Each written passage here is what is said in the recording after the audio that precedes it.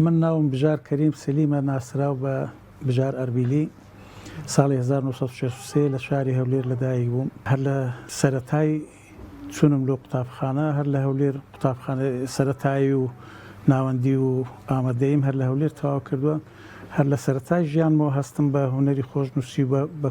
تەواوی هونەرەکان دەکرد یانی هەر لە سەرەتاوە سەرەتا وەکو هونەری خۆشنووسی برایەکەم هەبوو برایە گەورەکەم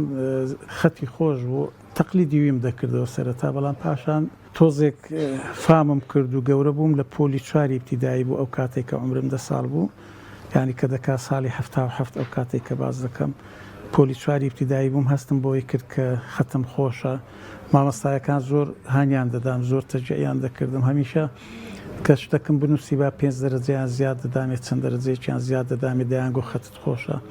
شانازیەکی زۆر گەورە بوو بە نسبەتە من لە ناو قوتابیەکان مەسەلەن من جیاواز بوو مەسەلەن ئەوە بە نسبەتە من شتێکی زۆر خۆش بوو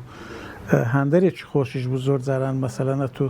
با بڵێن لە پۆلی 5 ئیبتیدایی ئەو کاتێک کە نمرە و شت زیادی دەکردە بووە 100 مەسەلەن ئەتۆ ئەگە 80 بهێنا بایە مەسەلەن دەبوو بە 85 ئەوە بەڕاستی تەشجیعێک و هاندانێکی زۆر چاک بوو لە ساڵی 77ەوە یان بە کورتەکەی ئەمنەوە خەریکی هونەری خۆشنووسیمە و هونەرەکانی دیکەش لە هەمان کاتدا شانبەشانی هونەری خۆشنووسی خەریکی ڕسم بووم شانبەشانی ئەوە دەنگم خۆش بوو مەسەلەن لە تیپی سرود لە هەمیشە لە پێشەوە بووم با بڵێن وەکو نەشید دوشتیوە ینی کۆمەڵێک هونەری زۆرم تێدا بوو ینی بۆ خۆم هەر کە خوڵقا بووم بۆ هونەر خوڵقا بووم بڵێ هەر هونەرێک ئەگەر خزمەتم نەکە ناتوانم خزمەتی کەم دڵنیات دەکەمەوە لەوەی من تەمەنێکی درێژم لە ئەوروپا بەسەر بردووە من لە ساڵی 95 لە کوردستان نەماوە مەسەلەن من دەرچووی ئەکادمیای هونەر جوانەکانی بەغدام یانێ لە بیر نەچێ ئەوەی ئەگەر یەکێک زۆر بەهرەمەند نەبایە لە ساڵی هەشتاکان مەسەلەن لە ئەکادمی هونەر جوانەکان وەرنەدەگیرا من شانبەشانی هونەری خۆشنووسی زەخرەفەم دەکرد مەسەلەن کاری نەخشە سازیم دەکرد کە چوون بۆ ئەکادمی یەکێک بوون لە تەڵەبە هەرە متەمەیزەکان مەسەلەن کاتی خۆی دەرسی خەت زۆر جاران ئەم پێم دەگوتنەوە بە تەڵەبەکان ینی مامۆستاکەم شەرمی دەکرد لە بەرامبەر من دەرس بڵێتەوە منی هەڵدەستاندەوە من دەبایە دەرس بە قوتابیەکان بڵێمەوە یەکێک بووم لە تەڵەبە متەمەیزەکان ئەوانەی کە مەسەلەن لە نەحت و ڕەسم و سیرامیک مەسەلەن دەرسی زەخرەفەم پێ دەگوتن ئەم بەهرەیەک بوو تێمدا بوو شتێک بوو شتێکی خودایی بوو هیچ شتێک نییە بتوانێت ئەو ساردە بکاتەوە لەو شتێ لەبەرەوەی ئەوە عەشقا ئەوە شتێک نییە بڵێم ینی چونکە ناتانم بڵێم خۆشەویستیە چکە خۆشەویستی هێشتان پلەیەکی ماوە بگا بە عشق مەسەلەن ئەوە عشقێکە لە ناو خوێنمە یانە من ئەگەر پێت بڵێم مەسەلەن ئەمن ئەو کاتێک کە کوردستانم بەجێهێش لە 25 مەسەلەن ساڵی 95 کە ڕۆیشتم تەواوی تابلۆ و تەواوی کەلوپەلی خۆشنووسیم لەگەڵ خۆم بردچوومە وڵاتی تورکیا مەسەلەن کە لەوێ بووم ڕۆیشتم چوومە وڵاتێکی کە مەسەلەن ئەو قەڵەم و کاغەز و حبر هەر لەگەڵم بوو من نەمتوانیوە ڕۆژێک لە ڕۆژان مەسەلەن قەت لێمدا نەبڕاوە وەکو پێشبڕچێژ یەکەم پیشانگا ساڵی 1970 بوو کە بە ناوی حامد ئامەدی بوو منەظەمەی مرکز الأبحاث للتاريخ والفنون والثقافة الإسلامية ئەرسیکان پێدەگوت کە مرکزەکەی لە ئەستەمبۆل بوو لەوێ بوو بەشداریم تێدا کرد منیش وەکو زۆربەی زۆری پێشبڕچێکەرەکان مەسەلەن بەشدار بووم بەڵام ساڵی 90 جارێک کە بەشدار بووم هەر 3 ساڵ جارێک ئەو مرکزە مسابقە و شتی ساز دەکرد بەڵام بۆ دووەم پێشبڕچێک کە بەشداریم کرد 2 جایزەم هێناوە مەسەلەن ساڵی 87 96 لە دوای ساڵی 90ەوە ئەمن بە بەردەوامی بەشداریم کردوێ لە هەر پێشبڕچێک بەشی خۆم وەرگرتووە لە جایزە شتەکان هەمیشە پارەیەکی زۆر و مەسەلەن خەڵاتێکی جوان و ئیستقبالکردنێکی جوان مەسەلەن بانکێش دەکراین لە وڵاتان ئەوەی ڕاستی دوایین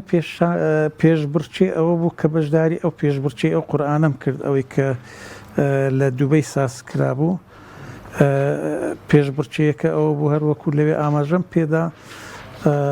لە نێوان 128 خەتات ئەوانەی کە نەساخن چکە خەتات جیاوازە نەساخ جیاوازە ئێمە لە زمنی خەتات و نەساخ داینە بەڵام بەڵێ ئەو کاتەی مەسەلەن 128 خەتات بن من جایزەکەم بردەوە من یەکەم بووم ئەو بوو کە دەیبین کە چاپ کرا قورئانەکە بڵێ ئەوەی ڕاستی بێ من هەموو کاتی خۆم بۆ تەفەرۆخ کرد بوو زۆر کەم دەنووستم بە حەقیقەت ینی شەو ڕۆژم نەبوو بەڕاستی هەر کاتێک